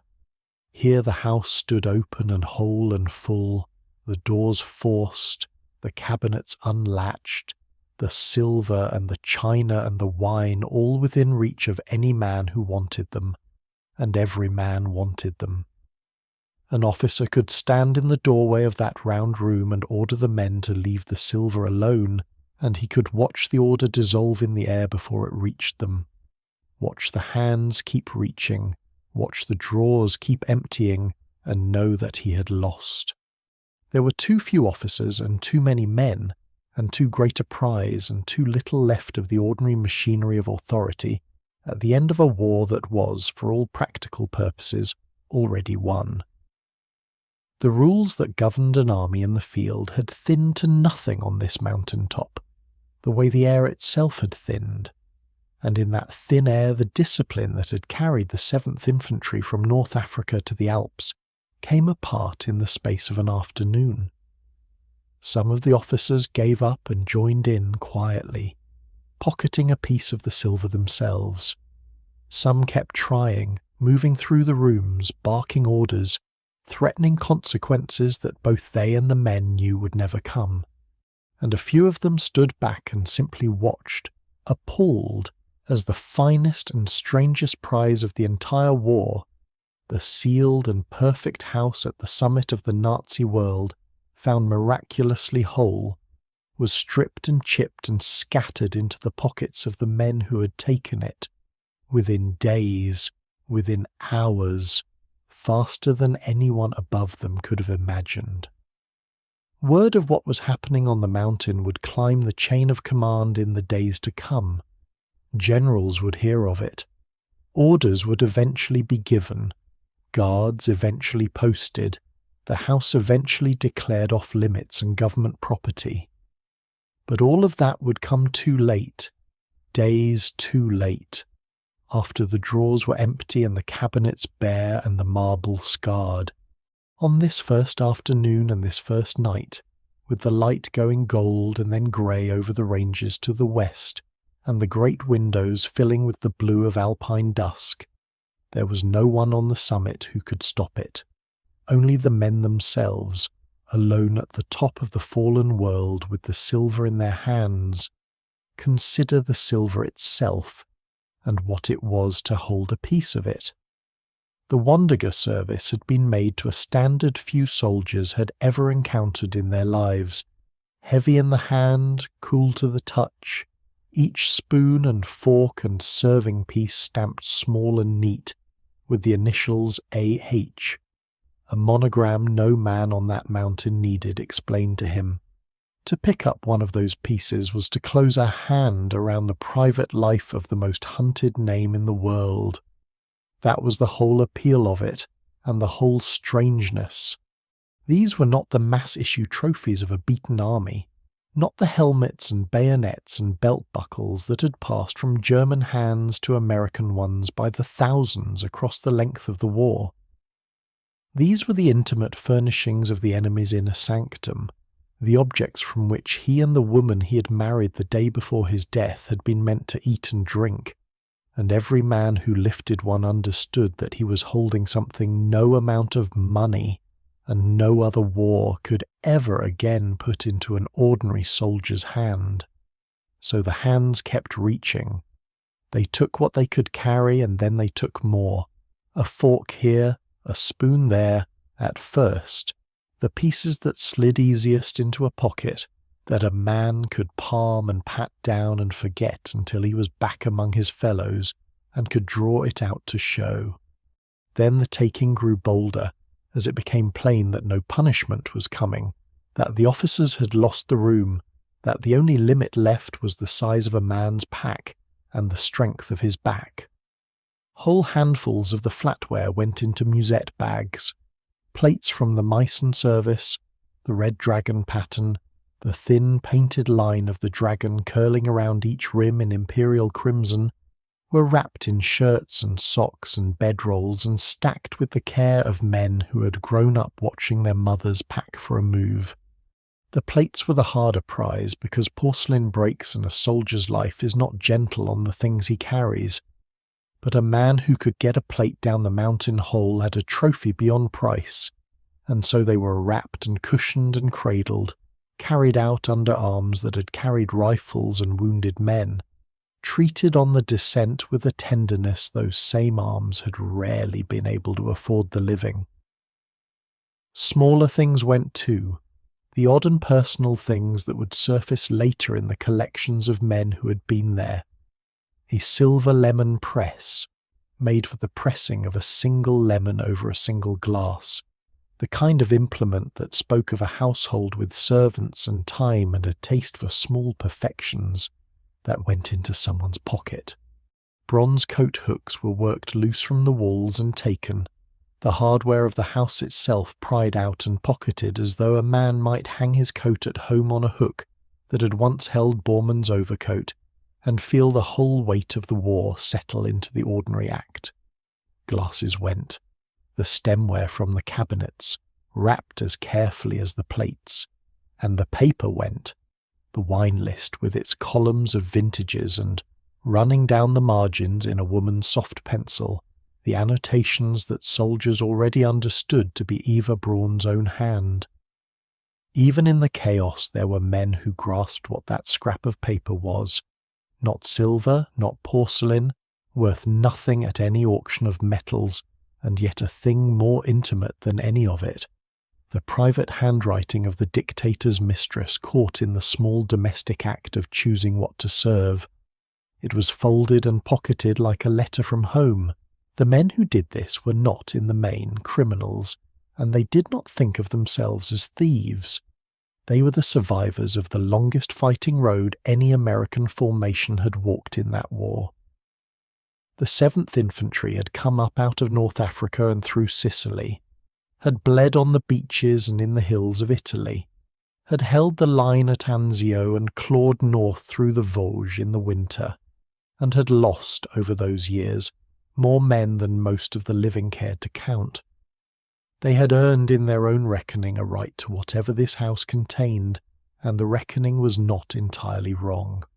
The regime that had built this area had spent 4 years and more looting a continent, stripping the treasuries and the museums and the homes and the very teeth of the peoples it conquered, moving its plunder by the trainload, building its private paradise on the Obersalzberg with money and labour torn from the occupied and the dead. Against that vast and industrial theft, a sergeant slipping a monogrammed spoon into his pocket was a small thing, and the men knew it was a small thing, and that knowledge steadied whatever conscience might otherwise have stirred. They were taking keepsakes to send home. They were taking proof that they had stood alive at the very summit of the thing they had crossed an ocean and half of Europe to destroy. That was how they told it to themselves, and that was how many of them would tell it for the rest of their lives. Fred Butts, the platoon sergeant with the 291st Engineer Combat Battalion, who would remember so much of these days so vividly, reached the site and found what everyone who reached it found. No order at all. No cordon, no line of guards, no officer with the authority or the will to hold the men back. Only soldiers, everywhere, moving through the rooms and the kitchen and the pantry, taking. It was the total lack of order that struck him, the sense that the ordinary shape of an army had simply dissolved on the summit, leaving something older and more elemental in its place. Men, victorious, in the house of the vanquished, doing what victorious men have done in such houses since houses were first built and first fell. The atmosphere, the men who were there would say again and again, was one of a chaotic final adventure, the last great lark of a war that everyone could feel was ending. The juiciest looting opportunity in Europe. That was how it was understood, plainly and without much shame, and against a temptation of that magnitude the thin authority of a tired lieutenant stood almost no chance at all. And yet the lieutenants tried. So did the captains, and the provost marshals, and the men detailed after the fact to guard a house that had already been half emptied by the time the guards arrived. This was the second front on the mountain that day and night, not the vanished German army, which had surrendered or fled, but the American soldier himself, the friendly, triumphant mob that authority could not control. Some commanders did what commanders are trained to do. They declared the site off limits. They designated what remained as protected property, division souvenirs to be inventoried and controlled, spoils of the whole formation rather than of whatever individual happened to have the quickest hands. They posted men at the doors.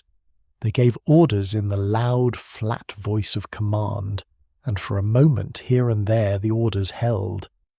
But the volume of soldiers defeated them. There were simply too many men with too much appetite and too little to fear, and the effort to impose control on the Kehlstein house was, from the first, a losing battle waged against an army's worth of triumphant scavengers by a handful of officers who could not be everywhere at once, and could not, in truth, promise any real consequence to a man caught with a fork in his pocket at the end of a won war. It was harder still because the moral ground beneath the officers had gone soft. It is one thing to order men not to loot when the order carries the weight of a system that means it, that will court-martial and punish and make an example. It was another thing entirely to order men not to loot when officers themselves were doing precisely what they forbade. The hypocrisy was not hidden, it was witnessed. While provost marshals stood at doors and enlisted men were warned off the silver, officers were seen pocketing the finest pieces for themselves, moving through the same rooms with the same appetite, only quieter about it, only better positioned to get the choicest things out cleanly and without challenge. The record would preserve at least one name from high up the chain. Major General George MacDonald, Director of Intelligence, was documented removing a cased carving set from the retreat, a boxed set of the kind that would have been laid out for the carving of a roast at a table that never hosted the guests it was stocked for, taken away by a general officer as his own. That a two-star general with a formal intelligence portfolio should carry off a piece of the dictator's cutlery told the enlisted men everything they needed to know about the true nature of the rules being read to them. If the general could take his carving set, the sergeant could take his spoon. The order to stop was an order the order-givers did not obey, and men have always had a fine instinct for that particular kind of instruction. So the control that had begun to fray in the burning rooms of the Berghof collapsed entirely on the summit. It was, as one man plainly put it, total confusion. No order, no nothing. Soldiers used what the army had issued them to move what they had taken. Ammunition boxes, ration crates, the sturdy military containers built to carry the materials of war were pressed into service to carry the loot of it, packed with wrapped porcelain and bundled silver, and addressed, eventually, homeward. The very logistics of the United States Army, the mail and the freight that moved a soldier's belongings across the ocean, became the conveyor belt that carried the contents of Hitler's tea room into the attics and cabinets and sideboards of small towns across America. A plate that had been made to sit under a red-painted dragon in a house 6,000 feet above Berchtesgaden would sit, within a year or two, on a shelf in Ohio or Georgia or Pennsylvania, brought out for guests, its story told and retold until it hardened into family legend. The eagle and swastika silver, made to be laid on a dictator's linen, would go into everyday drawers alongside ordinary flatware, the monogram catching the light some ordinary evening and reminding a returned soldier, for a moment, of the thin cold air of a mountain top at the end of the world. By the time the machinery of the higher command caught up to what was happening, there was little left to protect. Word climbed, as word does, from the summit down through the regiment and the division and outward, and in the days that followed the orders came, the guards posted in earnest, the house declared off limits and stamped as property of the United States government, the signs put up that would not, in the end, stop the last of the chipping.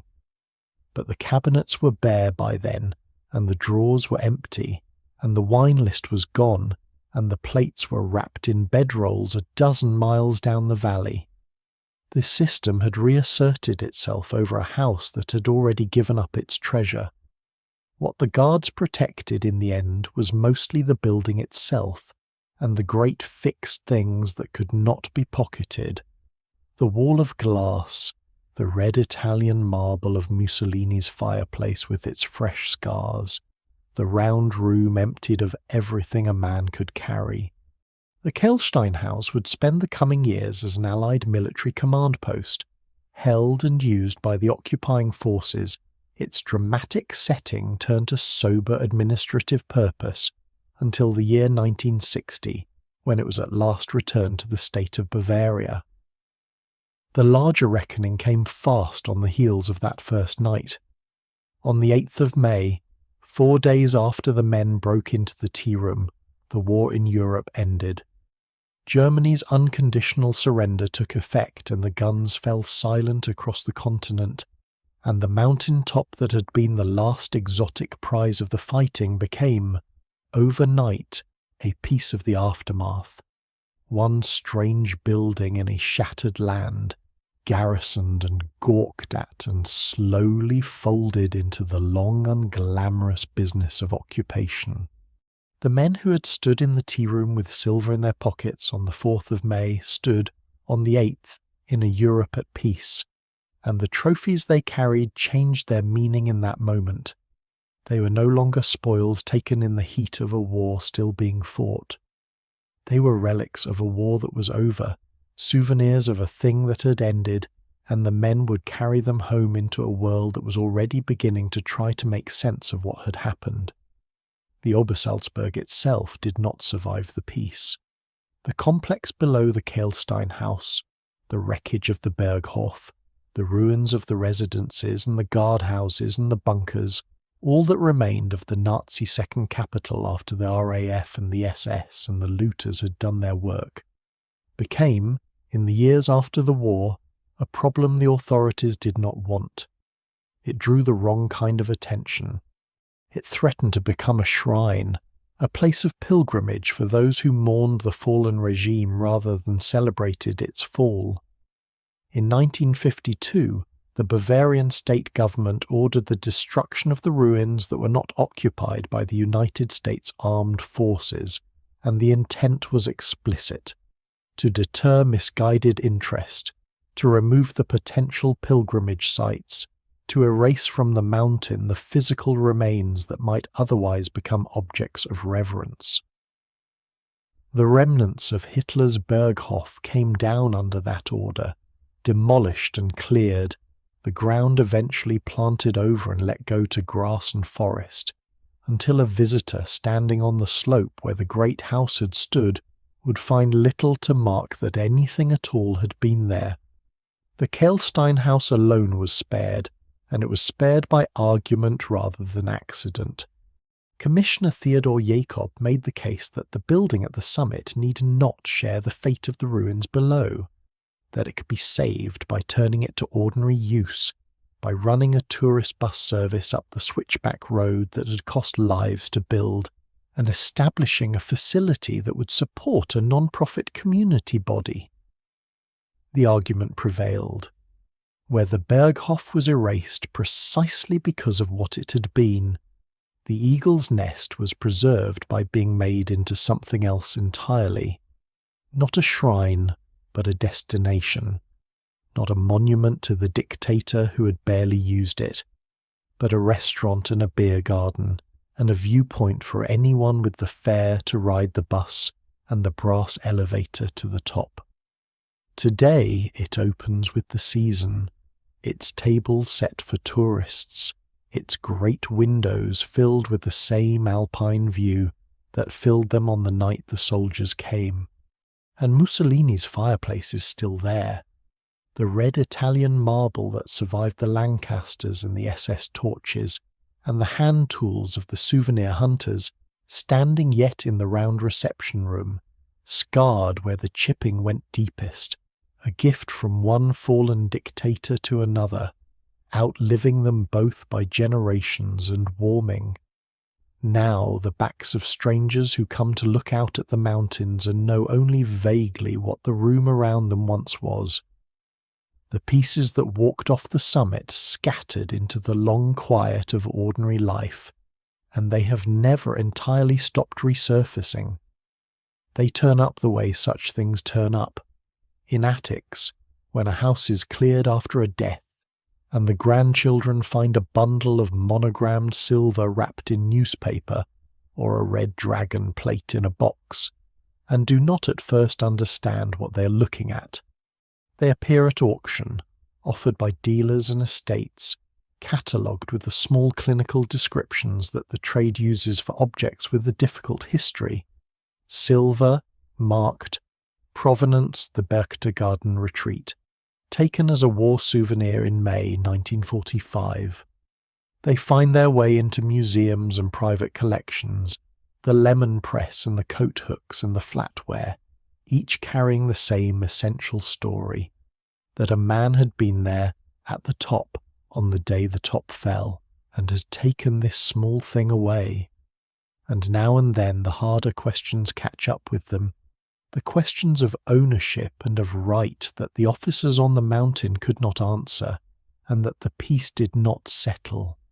Because the regime had built its house on plunder, the plunder taken from the house is entangled with all the rest, and heirs and claimants and governments have had cause to ask where a given piece truly belongs, to the veteran who took it, to his family who inherited it, to the German state on whose mountain it stood, to some earlier owner still, if the object had itself been looted into the dictator's cabinet in the first place.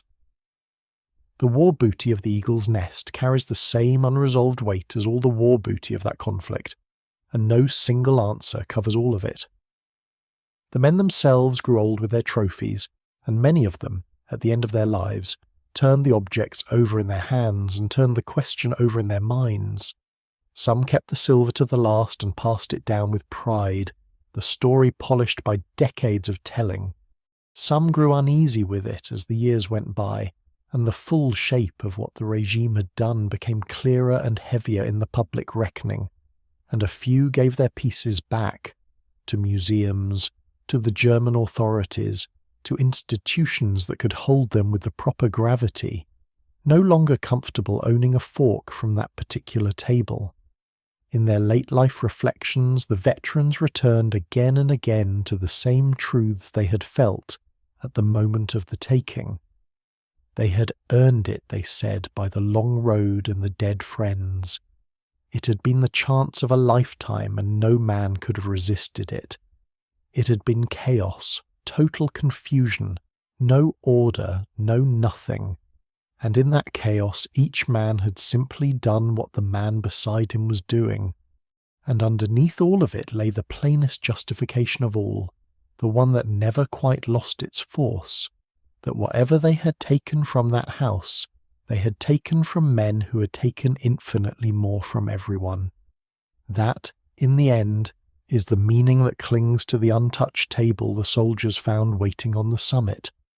The Meissen laid out, the silver polished, the wine chosen and noted in a woman's pencil, the pantry stocked to the shelves for guests who were dead or fled, or on their way to the gallows and would never arrive to be served. It was a table set for a future that had already ended, in a house at the top of a world that had already fallen, and the men who broke into it were the future that had actually come. Ordinary soldiers from ordinary towns, tired and triumphant and a little lawless, reaching their hands into the last private space of the men who had tried to remake the earth by force. What they did there was theft, plainly, unruly and unauthorized, and, in the case of the general and his carving set, quietly hypocritical. But it was a small and human theft, a spoon and a plate, and a folded scrap of paper carried down a mountain in a musette bag, set against the vast and mechanized theft of a continent that the regime had carried on for a decade behind that same fine facade. The eagle's nest had been built as a gift, on a road that killed the men who cut it, out of wealth torn from the conquered, for a master who came a handful of times and never stayed. It ended as a restaurant, its treasure scattered into the drawers and attics of the people who had beaten him. And the last picture of it that lingers is the truest one.